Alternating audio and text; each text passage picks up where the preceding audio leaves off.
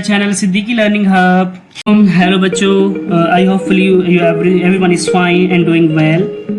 First of all, I am Zamil Hussain Siddiqui and I am thankful to my life partner and my colleagues who helped me in creating this PPT file.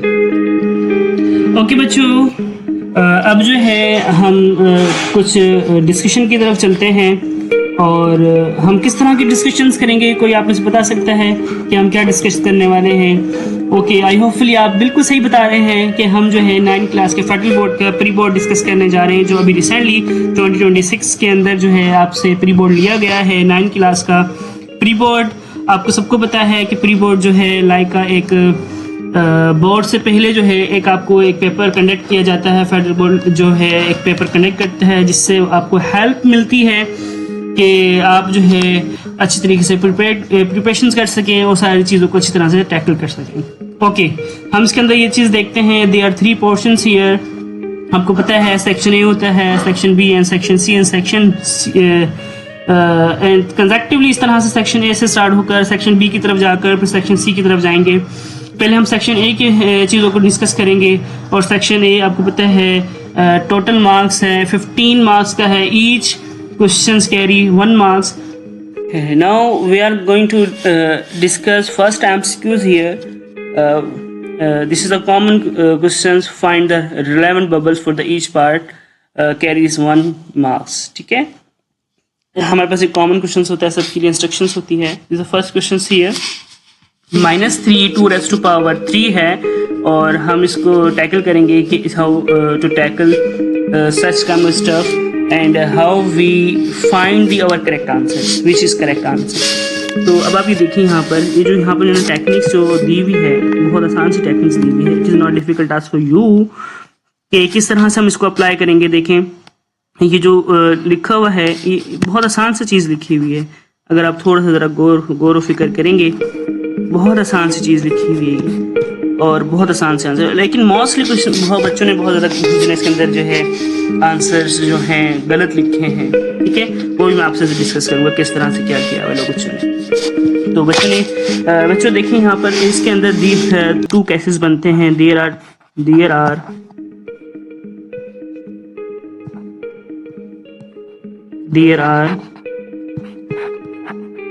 2 cases.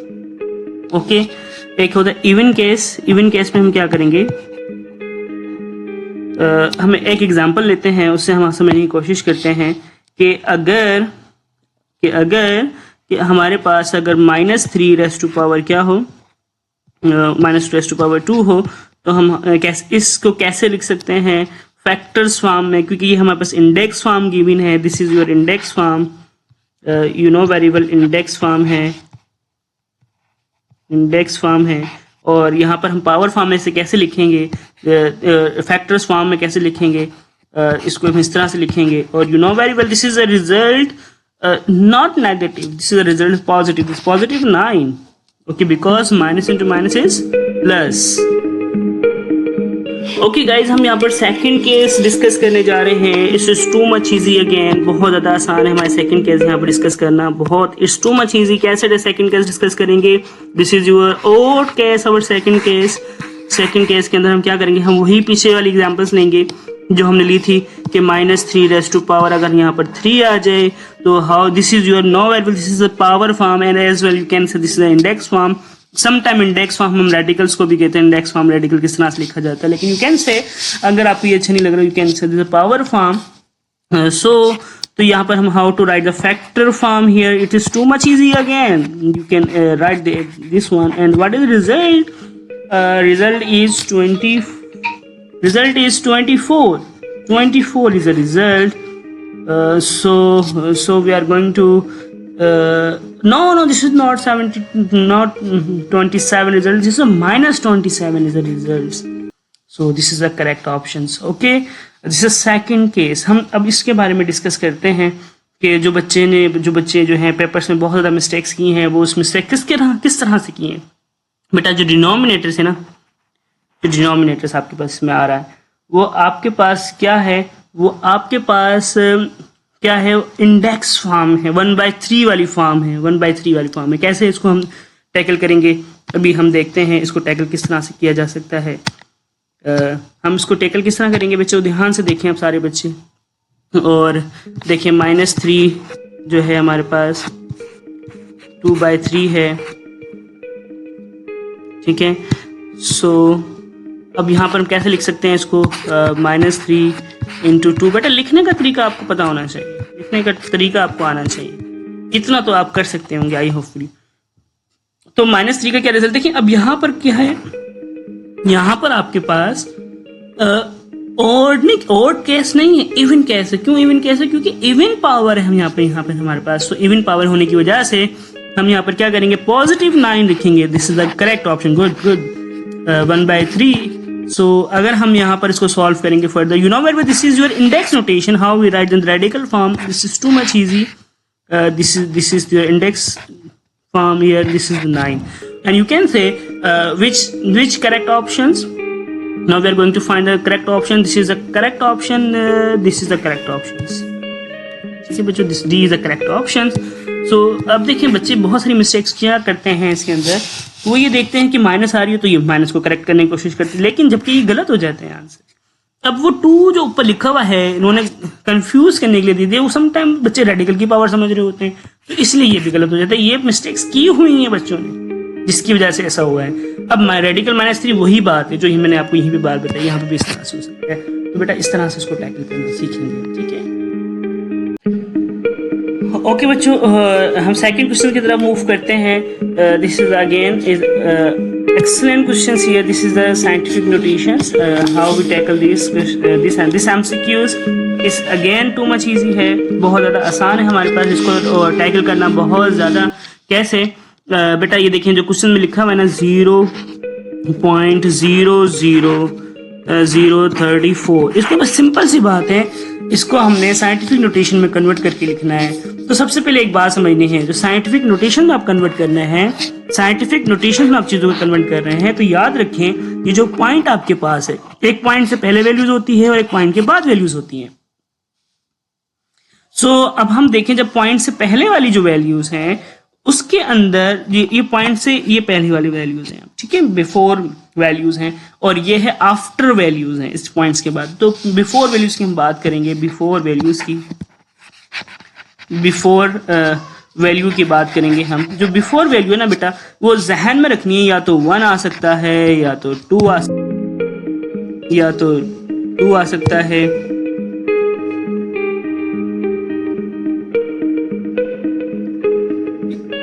या तो आपके पास जो है 3 आ सकता है, 3 आ सकता है आपके पास, 2 आ सकता है, 3 आ सकता है, और 4 आ सकता है, 5 आ सकता है, 6 आ सकता है, 7 आ सकता है, 8 आ सकता है, देन 9 आ सकता है। मतलब it mean that we are going to choose only 1 number before the points. इसमें से हम कोई भी एक नंबर को चूज करेंगे बिफोर द पॉइंट्स, अदरवाइज नहीं करेंगे, 0 भी इंक्लूड नहीं कर सकते। आप कहें कि 0.2 into 10⁻⁻4, this is a wrong option, because point से पहले हमें इन 9 नंबर्स में से कोई भी एक नंबर चाहिए। तो अब देखें इसको किस तरह से फिक्स करेंगे पॉइंट्स को। अब पॉइंट्स को मैं यहाँ पे फिक्स नहीं कर सकता। अगर मैंने यहाँ पे फिक्स किया, अगर मैंने यहाँ पर फिक्स करने की कोशिश की, तो पॉइंट से पहले 2 नंबर्स आ जाएंगे। तो हमें नहीं यूनिट, बल्कि हमें क्या चाहिए, सिंगल डिजिट्स चाहिए, यूनिट डिजिट्स चाहिए, जिसकी वजह से हमें क्या करना पड़ेगा, पॉइंट्स को हम किस तरह से सॉल्यूशंस करेंगे। ये हो जाएगा 3.4 into 10⁻⁴। अब एक चीज कंफ्यूजन है, कब माइनस आएगा कब प्लस आएगा, वो बहुत आसान है बेटा, ये ध्यान में रखें। अगर हम यहाँ से लेफ्ट से राइट की तरफ जा रहे हैं, वी आर टेकिंग माइनस, अगर हम राइट से लेफ्ट की तरफ जा रहे हैं तो पॉजिटिव साइन। तो यहाँ पर क्या हो जाएगा, यहाँ पर आपके पास आ जाएगा -4। 4 क्यों आएगा, देखें, this is 1 station, 2 station, 3 station, 4 station. मतलब हमने 4 नंबर्स के बाद हमने पॉइंट्स को यहाँ पर फिक्स किया है, जिसकी वजह से जो होगा हमारे पास यहाँ पर चीजें इस तरह से होंगी। गॉट इट, समझ आई आपको बात। हमने देखा कि ये जो रिजल्ट है इसका करेक्ट ऑप्शन क्या है हमारे पास, this is not correct option, this is also not correct option. तो आप इसको करेक्ट ऑप्शन ऐसे भी देख सकते हैं कि पॉइंट्स पहले 0 है तो कभी भी नहीं हो सकता, क्योंकि मैंने अभी बताया आपको ये नंबर्स होने चाहिए। तो this is your correct option, this is not correct option because power is not negative and this is your correct options. Now we are going to move the next questions here. Next question here, this the Venn diagram is too much again easy, आप लोगों को सबको आता होगा। कैसे करेंगे इसको solutions. इसको सोल्यूशंस करने का आसान तरीका है कि सबसे पहले आपको पता होना चाहिए ए यूनियन बी का क्या मतलब है। ए यूनियन बी का मतलब ये है x such that x belong to A और एक्स बिलोंग टू बी, ये है ए यूनियन बी का मतलब। कि हमें फॉर एग्जांपल जो सेट्स दिए हुए होते हैं तो सेट्स के रिस्पेक्ट से हम चीज़ों को बताते हैं, या तो for example A union B मैं आपको बता दूं। फॉर एग्जांपल आपको एक एग्जांपल ले रहे हैं हम यहाँ पर, बेटा ये चीज़ सॉल्व नहीं कर रहे, एक एग्जांपल ले रहे हैं। मैं कहता हूँ कि इसका आंसर ये आ रहा है। फॉर एग्जांपल सपोज मैं कभी भी विदाउट सेट्स के मैं नहीं बता सकता कि ए सेट जो है ए में बिलोंग करता था या बी में बिलोंग करता था, या तो मैं ये कभी भी नहीं बता सकता कि बी जो है वो ए में बिलोंग करता था या बी जो है ए में बिलोंग करता था या बी में बिलोंग करता था। इसी तरह 3 जो है ये भी कभी नहीं बता सकता मैं कि ये ए में बिलोंग करता था and this is belong to B sets में बिलोंग करता था। तो इसी वजह से यहाँ we are going to use this is और। अब ये इस तरह ये भी कह सकते हैं कि यूनियन जो है ना उसको हम और भी कह सकते हैं, और है, और कंडीशन है आपके पास है। सो मतलब हमें तरतीब से एलिमेंट्स लिखने होते हैं यहाँ पर, ये आपको पता है इस चीज के बारे में। सो अब ये देखें ए यूनियन बी ने जस्ट एक ओवरलैपिंग सेट्स दिया हुआ है, यहाँ पर कहते हैं ओवरलैपिंग सेट्स। ओवरलैपिंग सेट्स हैं, ठीक है। ओवरलैपिंग सेट्स हमारे पास क्या होते हैं जिसमें हम थोड़े से एलिमेंट्स हमारे पास सेम होते हैं और बाकी एलिमेंट्स डिफरेंस भी होते हैं इसके अंदर, ठीक है। उन्होंने कहा है A union B. A union B का मतलब यह है कि हमें ये सारा जो है यहाँ पे जितना भी स्टफ लिखा हुआ है इन सर्किल फॉर्म में, क्योंकि ये ए सेट्स है और this is your B sets है और इसको हमने ले लिया। जब इसको हम यूनिवर्सल से माइनस करेंगे तो आपको पता है कि पूरा यूनिवर्सल क्या होता है, A union B whole complement को माइनस कर देंगे हम इससे, universal minus A union B से कर देंगे तो हमारे पास क्या बचेगा, यूनिवर्सल की वैल्यूज बचेंगी। किसकी बचेंगी, यूनिवर्सल की वैल्यूज बचेंगी। और जो क्या यूनिवर्सल की वैल्यूज क्या बचेंगी, वो जो बाहर हमारे पास बॉक्स में लिखी हुई है। तो this is not correct option, this is also not correct option, this is also not correct option, this is the correct option. Next questions here, the value of x and y are the when x plus y 4x plus 1 is equal to 3, बस एक बात ध्यान में रखनी बेटा, it is not easy for you.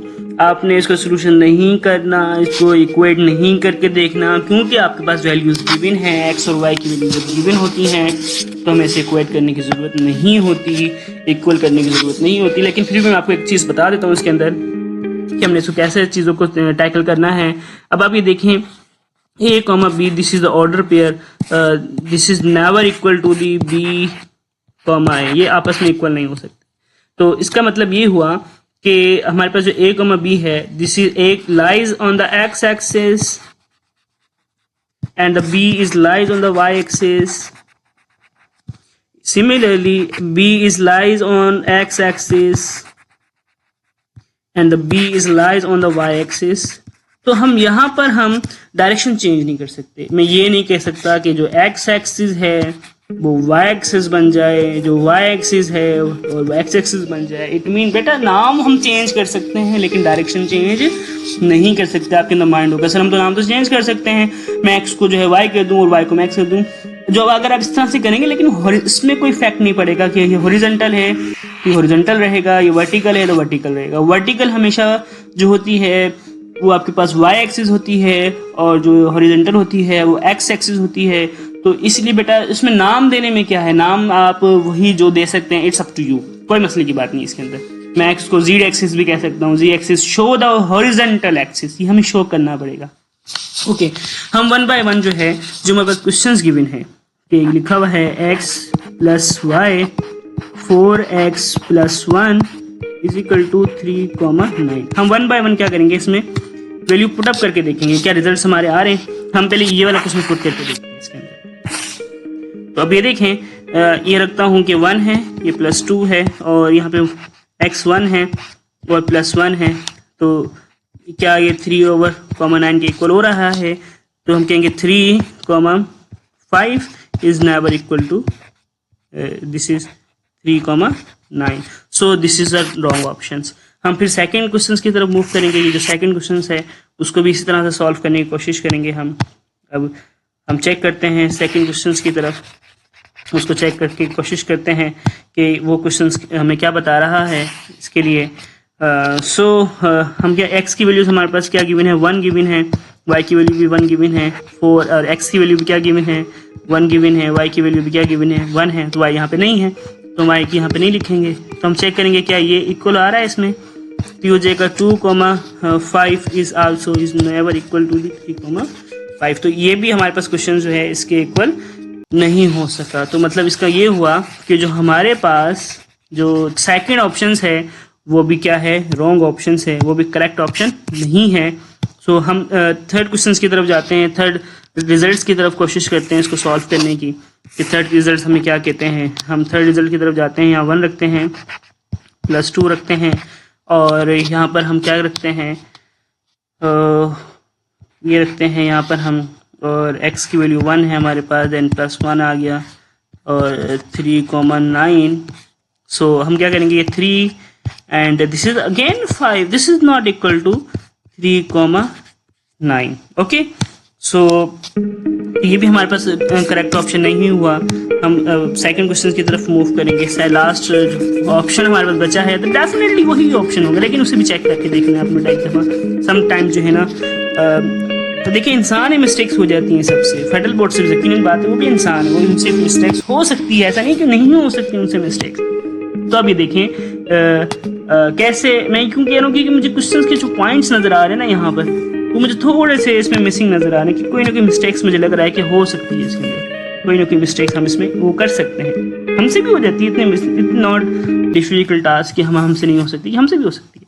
तो अब ये देखें कि इसके पॉइंट्स क्या आएंगे हमारे पास। अब आप ये देखें, ये हो जाएगा 2 + 2 देन 2 + 1 इज इक्वल टू 3,9। 3,9 हो गया हमारे पास। तो हम क्या करेंगे, this is 4, this is your 8, 9 is equal to 3,9। So this is not again equal to. तो सो हमें क्या करना पड़ेगा, हमें y को 1 लेना पड़ेगा। यहाँ पर y की एक मिस्टेक्स है, y को 1 लेना पड़ेगा, और y के 1 लेने से यहाँ पर आप हम मिस्टेक्स थी एक, और हमने उस मिस्टेक को आइडेंटिफाई भी किया और उसे करेक्ट भी करने की कोशिश की है कि हमें उसे किस तरह से करेक्ट करना है। बहुत ज़्यादा आसान है। सो हम अगर इसको दोबारा टैकल करने की कोशिश करें इसी क्वेश्चन को, तो हम कैसे कर सकते हैं, इसके अंदर पुट करेंगे हम अगेन जो हमने इसको चेंज किया है।